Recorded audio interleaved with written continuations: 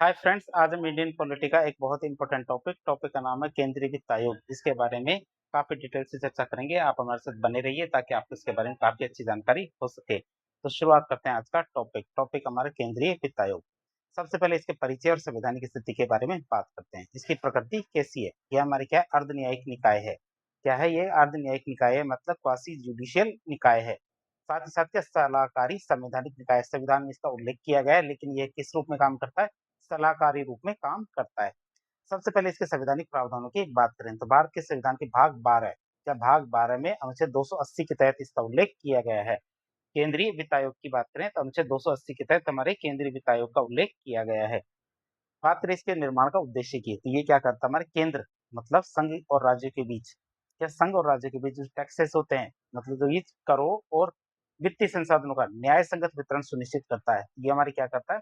संघ और राज्य के बीच में करों और वित्तीय संसाधनों का न्याय संगत जो वितरण होता है, उसके बारे में सलाह देता है और इसकी सलाह बाध्यकारी नहीं होती है। आप इसे याद रखेंगे। अब हम देखेंगे वित्त आयोग की गठन संरचना के बारे में। वित्त आयोग के गठन की बात करें तो अनुच्छेद 280 एक के तहत इसका गठन किया गया है। गठनकर्ता की बात करें तो भारत के राष्ट्रपति के द्वारा गठन किया जाता है। समय सीमा की बात करें तो प्रत्येक 5 वर्ष की समाप्ति पर, हर 5 वर्ष की समाप्ति पर इसके गठन किया जाता है। यदि राष्ट्रपति समझे तो उससे पहले भी हमारे वित्त आयोग का गठन किया जा सकता है। संरचना की बात करें तो ये हमारे 5 सदस्यीय निकाय होता है, जिसमें हमारे एक तो अध्यक्ष होता है और 4 अन्य सदस्य होते हैं। जिसमें क्या होता है? एक तो हमारे अध्यक्ष होता है और 4 क्या होते हैं? अन्य सदस्य होते हैं। बात करें नियुक्ति की प्रकृति की, तो अध्यक्ष और सदस्य क्या राष्ट्रपति के प्रसाद पर्यंत, मतलब during the pleasure of the president पद धारण करते हैं। मतलब अध्यक्ष सदस्य को राष्ट्रपति चाहे जब हटा सकता है, उनको कार्यकाल की सुरक्षा नहीं दी गई है। आप इसे याद रखेंगे। फिर योग्यता और अयोग्यता की बात करें, हमारे जो अयोग्यताएं और योग्यता की बात करें अनुच्छेद 280(2) के अंदर जिसका उल्लेख किया गया है, तो संविधान ने वित्त आयोग के सदस्यों की योग्यता तय करने का अधिकार किसको दिया है? संसद को दिया है। संविधान ने क्या वित्त आयोग के सदस्यों की योग्यता तय करने का अधिकार किसको दिया है? संसद को दिया है। और संसद ने क्या वित्त आयोग अधिनियम 1951 के तहत बहुत सारी योग्यताएं उनके लिए तय की है। जैसे पहली योग्यता क्या आती है? तो संसद सदस्य की योग्यता की बात करें तो सबसे पहले अध्यक्ष की बात करें तो अध्यक्ष क्या होना चाहिए? सार्वजनिक मामलों का व्यापक अनुभव होना चाहिए। उसे ही अध्यक्ष बनाया जाएगा। जिसके पास क्या सार्वजनिक मामलों का व्यापक अनुभव होगा, उसे ही क्या अध्यक्ष बनाया जाएगा। सदस्य कितने होते हैं? सदस्य हमारे 4 होते हैं। चारों सदस्यों की योग्यताओं की बात करें, उनके पास क्या-क्या योग्यता होनी चाहिए? एक के पास तो हमारे क्या उच्च न्यायालय मतलब हाई कोर्ट का न्यायाधीश होना चाहिए, या फिर रह चुका हो, या फिर नियुक्त होने के योग्य हो। तीनों बात हो सकती है। हाई कोर्ट का न्यायाधीश रह चुका हो, या फिर हो वर्तमान में, या फिर नियुक्त होने की उसके पास योग्यता होनी चाहिए। दूसरे सदस्य के पास हमारे सरकार के वित्त और लेखा मतलब फाइनेंस एंड अकाउंट का विशेष ज्ञान होना चाहिए, कि फाइनेंस और अकाउंट का विशेष ज्ञान होना चाहिए। तीसरे सदस्य के पास जिसे वित्तीय मामलों और प्रशासन का व्यापक अनुभव होना चाहिए। तीसरे सदस्य के पास क्या वित्तीय मामलों और प्रशासन का क्या होना चाहिए? व्यापक अनुभव होना चाहिए। चौथे की बात करें तो जिसे हमारे अर्थशास्त्र मतलब इकोनॉमिक्स का विशेष ज्ञान होना चाहिए। हमारे एक अध्यक्ष है, 4 सदस्य हैं, तो 4 सदस्यों की हमने योग्यताएं देख ली। बात करें डिस्क्वालिफिकेशंस की, अयोग्यताओं की बात करें तो कोई भी व्यक्ति आयोग का सदस्य नहीं बन सकता यदि वो विकृत प्रकृति का हो, मतलब जो हमारे अनसाउंड माइंड है, मतलब पागल हो, दिवालिया हो घोषित हो चुका हो, मतलब इंसॉल्वेंट घोषित हो चुका हो, जिसका नैतिक पतन मतलब मोरल टर्पिट्यूड से जुड़े किसी अपराध का दोषी हो, मतलब नैतिक पतन से जुड़े हुए किसी अपराध का वो यदि दोषी है, तो उसे वित्त आयोग का न तो सदस्य बना सकते हैं, न ही अध्यक्ष बनाएंगे। उसका कोई ऐसा वित्तीय या फिर अन्य स्वार्थ हो जो आयोग के काम में पक्षपात ला सकता हो, तो हमारे क्या है, ना तो सदस्य बनाएंगे ना ही अध्यक्ष बनाएंगे। तो ये हमारे क्या है, वित्त आयोग के सदस्य और अध्यक्ष की अयोग्यता है। बात करेंगे कार्यकाल, त्यागपत्र, सेवा शर्तों के बारे में। सबसे पहले कार्यकाल के बारे में बात करें तो राष्ट्रपति के द्वारा नियुक्ति आदेश में जो अवधि तय की गई हो, क्या कार्यकाल क्या होगा? हमारे राष्ट्रपति के द्वारा नियुक्ति आदेश में जो अवधि तय की गई हो वही उनका कार्यकाल होगा। और ये सदस्य क्या पुनर्नियुक्ति के पात्र होते हैं, मतलब एक बार सदस्य या अध्यक्ष बनने के बाद दोबारा से भी अगले वित्त आयोग के लिए सदस्य या अध्यक्ष बन सकते हैं। त्यागपत्र की बात करें तो राष्ट्रपति को संबोधित करके अपना इस्तीफा दे सकते हैं। ये क्या है? राष्ट्रपति को संबोधित करके अपना इस्तीफा दे सकते हैं।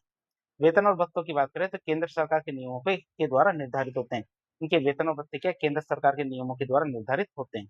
अध्यक्ष की बात करें तो पूर्णकालिक अध्यक्ष होता है, मतलब अध्यक्ष की बात करें तो पूर्णकालिक अध्यक्ष को भारत सरकार के कैबिनेट सचिव के बराबर वेतन और भत्ते मिलते हैं। तो अध्यक्ष को क्या है? हमारे जो कैबिनेट सचिव के जो बराबर वेतन और भत्ते मिलते हैं, लेकिन वो पूर्णकालिक अध्यक्ष होना चाहिए, तभी उसे कैबिनेट सचिव के बराबर वेतन और भत्ते मिलेंगे। सदस्यों की बात करें चाहे वो पूर्णकालिक हो, चाहे अंशकालिक हो, उन्हें भारत सरकार के सचिव मतलब जो सेक्रेटरी है, इस तरह के जो अधिकारी होते हैं, उनके बराबर वेतन और भत्ते मिलते हैं। तो अध्यक्ष के वेतन और भत्तों की बात करें तो हमारे कैबिनेट सचिव के बराबर वेतन और भत्ते मिलते हैं, लेकिन वो पूर्णकालिक अध्यक्ष होना चाहिए और अंशकालिक के नहीं मिलेंगे इसके बराबर। सदस्य की बात करें तो पूर्णकालिक और अंशकालिक दोनों को ही क्या है, भारत सरकार के सचिव मतलब सेक्रेटरी स्तर के जो अधिकारी होते हैं, उनके वेतन और भत्ते मिलते हैं। और ये वेतन भत्ते के नियम कौन निर्धारित करता है? केंद्र सरकार के द्वारा निर्धारित किए जाते हैं। अब हम देखेंगे वित्त आयोग के कौन-कौन से कार्य हैं। तो उनके कार्यों की बात करें तो इनके कार्य अनुच्छेद 280 3 के अंदर बताए गए हैं। तो राष्ट्रपति को मुख्य रूप से 4 विषयों पर सिफारिश देने का काम करता है वित्त आयोग। अब 4 विषय कौन-कौन से जिन पे हमारी सिफारिश देता है वित्त आयोग? पहला सिफारिश होती है करों के बंटवारे पे। तो केंद्र राज्य के बीच में या केंद्र राज्य के बीच में शुद्ध कर आय जो हमारा नेट प्रोसीड्स ऑफ टैक्सेस है, इनके वितरण कैसे हो और राज्यों के बीच उनका हिस्सा कैसे तय किया जाए, ये सलाह देने का काम करता है हमारे वित्त आयोग।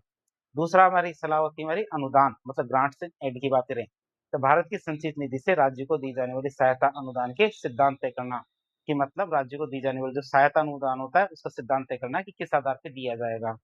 फिर स्थानीय निकाय मतलब पंचायत और म्युनिसिपैलिटीज की बात करें तो राज्य वित्त आयोग की सिफारिशों के आधार पे जो हमारे राज्य वित्त आयोग होते हैं उनकी सिफारिशों के आधार पे पंचायतों और नगर पालिकाओं के संसाधनों को बढ़ाने के लिए या पंचायतों और नगर पालिकाओं के संसाधनों को बढ़ाने के लिए राज्य की जो संचित निधि है उसमें वृद्धि के उपाय बताना कि राज्य की संचित निधि किस तरह से बढ़ाई जा सकती है।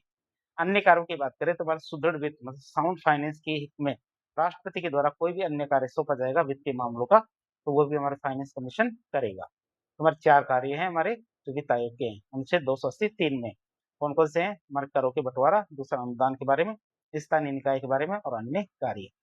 अब हम देखेंगे आयोग के पास कौन-कौन सी शक्तियाँ हैं और कौन-कौन सी रिपोर्टें जारी करता है इसके बारे में बात करेंगे। तो अनुच्छेद 280 4 और 281 के अंदर इसके बारे में बताया गया है। सबसे पहले देखेंगे हमारे आयोग की जो न्यायिक शक्ति है उनके बारे में। तो वित्त आयोग क्या अपनी कार्य प्रक्रिया स्वयं तय करता है कि उसे कैसे काम करना है, उसकी कार्य प्रक्रिया क्या है वित्त आयोग खुद तय करता है।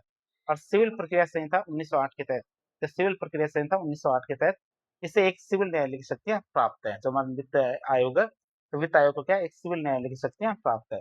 और देश के किसी भी हिस्से में क्या देश के किसी भी हिस्से में गवाहों को बुलाना, उनसे पूछताछ करना, ये हमारी न्यायिक शक्तियाँ हैं।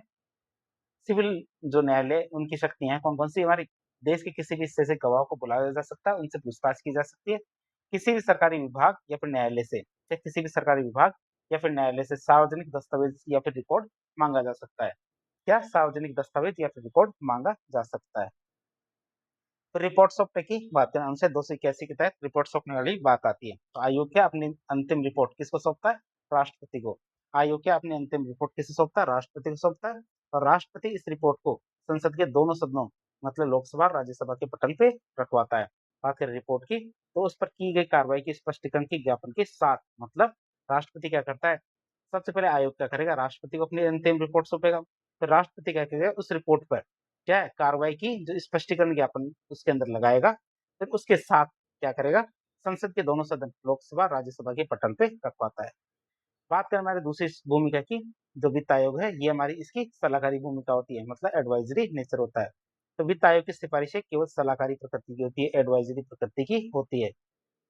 ये सरकार पे कानूनी रूप से बाध्यकारी नहीं होती है। सरकार क्या इन सिफारिशों को मानने के लिए कानूनी रूप से बाध्यकारी नहीं है।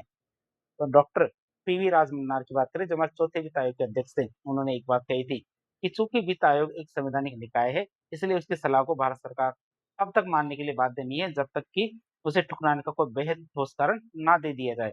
यही कारण है कि सामान्यतः सरकार योजना आयोग की सिफारिशें मान ही लेती है। तो हमारी जो पी वी राजमन्नार थे चौथे वित्त आयोग के अध्यक्ष, उन्होंने ऐसी बात कही थी जिसके बाद से सरकार क्या करती है आयोग की सिफारिशें मान ही लेती है। लेटेस्ट में हमारे क्या 16वां वित्त आयोग चल रहा है, आप इसे याद रखें कौन सा 16वां वित्त आयोग चल रहा है, 16th फाइनेंस कमीशन चल रहा है। तो केंद्र और राज्य के बीच में राजस्व बंटवारे की रूपरेखा तय करने के लिए भारत सरकार के द्वारा 16वें वित्त आयोग का गठन किया गया है, जिसके गठन की तिथि की बात करें तो 31 दिसंबर 2023 को इसका गठन किया गया था। लागू होने की बात करें तो 1 अप्रैल 2026 से इस सिफारिशों की बात कर रहे हैं, तो 1 अप्रैल 2026 से शुरू होने वाले 5 वर्षों के लिए मतलब 2026 से 2031 तक 5 वर्षों के लिए इनकी सिफारिशें लागू होगी। बात करें रिपोर्ट सौंपने की समय सीमा तो 31 अक्टूबर 2025 तक इन्होंने अपनी रिपोर्ट सौंप दी थी। बात करें अध्यक्ष की तो श्री अरविंद पनगड़िया इसके अध्यक्ष हैं, जो कि हमारे क्या है नीति आयोग के पूर्व उपाध्यक्ष भी रह चुके हैं।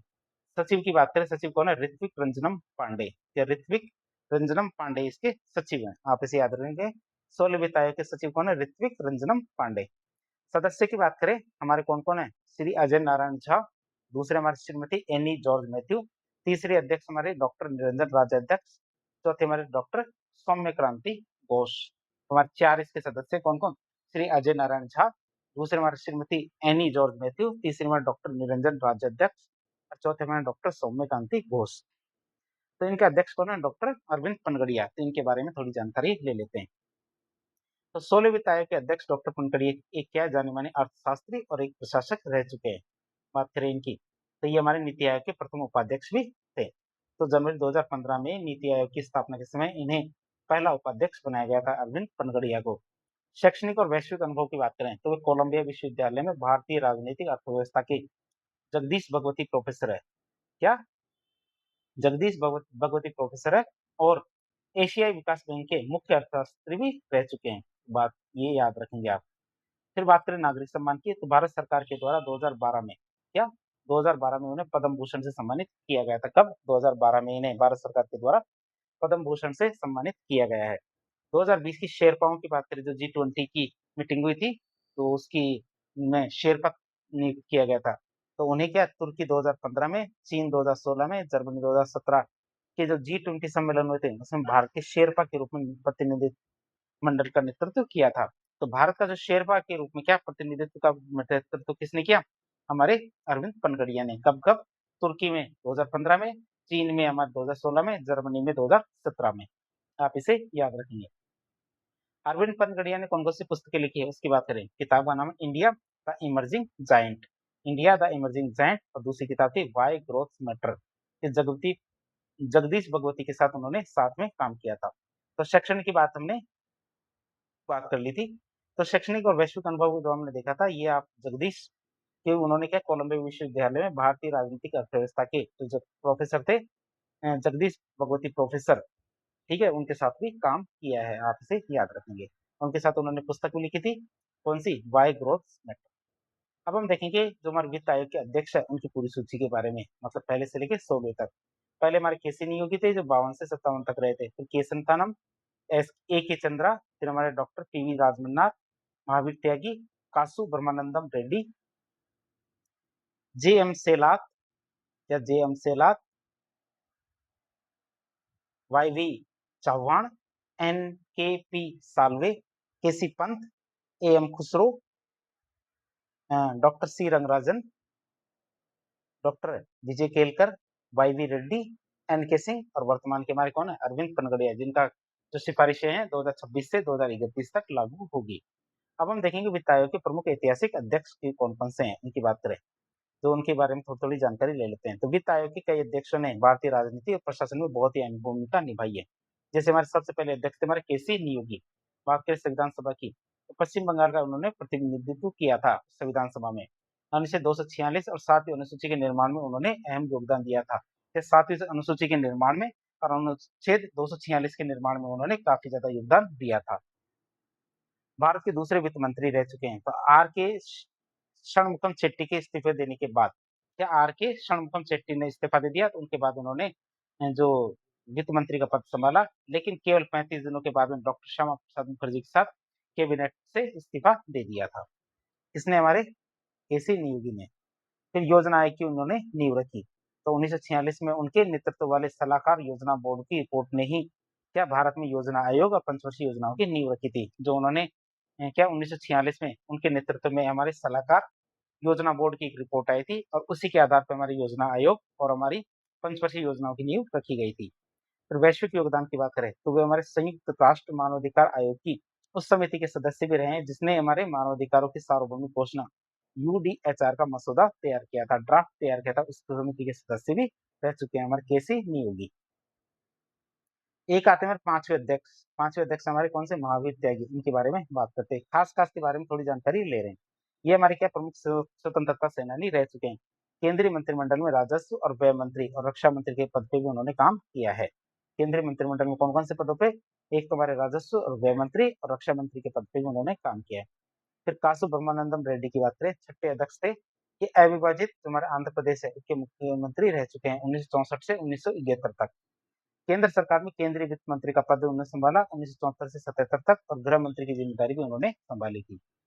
वाईवी चौहान की बात करें 8वें अध्यक्ष रह चुके हैं, तो महाराष्ट्र के पहले मुख्यमंत्री थे 60 से 65 तक। भारत सरकार में केंद्रीय वित्त मंत्री रह चुके हैं 1969 से 70 तक और गृह मंत्री, रक्षा मंत्री और देश के उप प्रधानमंत्री जैसे शीर्ष पदों पे उन्होंने काम किया है। किसने? वाईवी चौहान ने। एक हमारे अध्यक्ष आते हैं कृष्ण चंद्र पंत, केसी पंत जिसे कहते हैं 10वें अध्यक्ष थे। कई बार संसद सदस्य मतलब एमपी चुने गए हैं।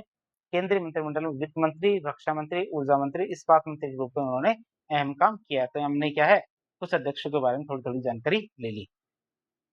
अब जो हमारे अरविंद पनगड़िया जो वर्तमान अध्यक्ष है उनकी जो अवधि है कौन सी 2026 से 2031 तक उनकी जो सिफारिशों की अवधि है तो उनकी रिपोर्ट देख लेते हैं। तो इस अवधि के लिए 16 वित्त आयोग की जो रिपोर्ट है उसकी बात करते हैं।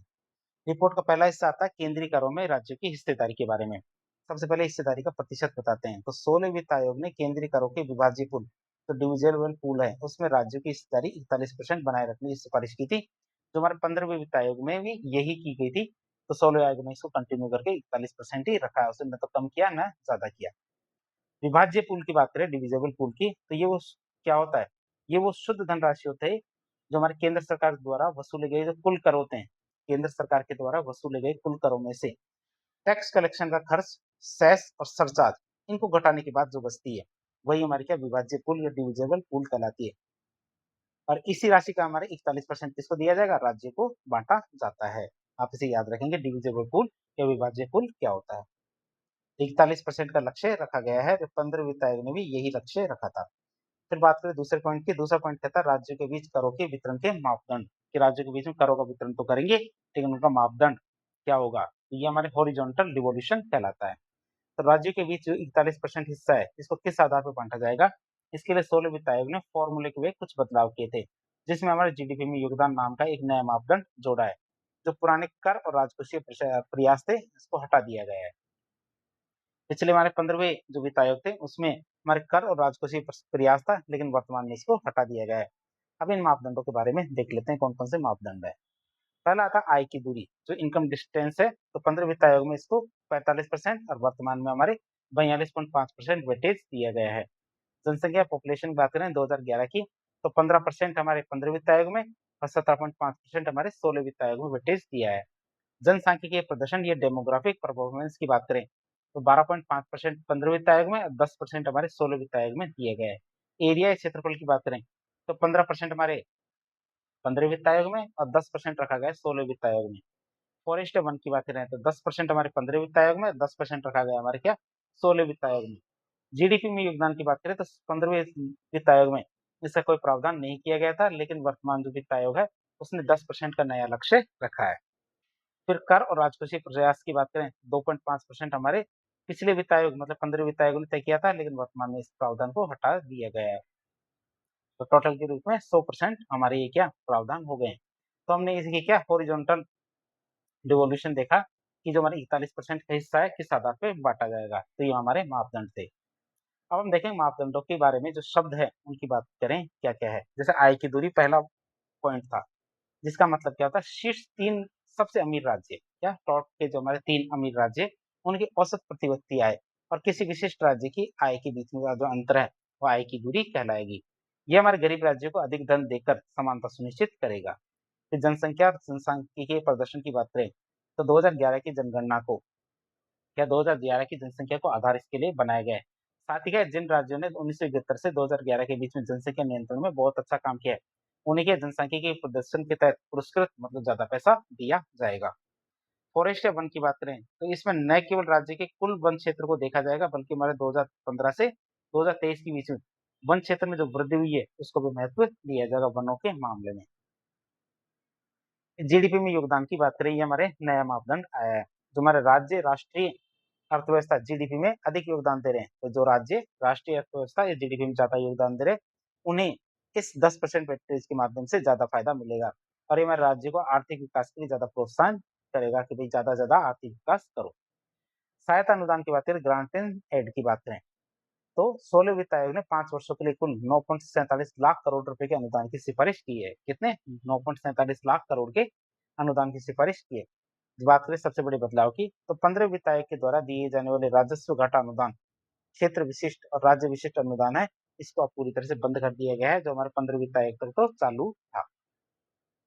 अनुदानों की बात करें तो सबसे पहला अनुदान आता है हमारे स्थानीय निकाय के लिए। अनुदान की बात करें, जो हमारे स्थानीय निकाय होते हैं उनकी, तो स्थानीय निकाय जो हमारे पंचायत और नगर पालिका है, इनके लिए 7,93,493 करोड़ रुपए, जिसमें हमारे ग्रामीण की बात करें तो 4.35 लाख करोड़ और शहरों के लिए 3.56 लाख करोड़ रुपए आवंटित किए गए हैं। हमारे किसके लिए?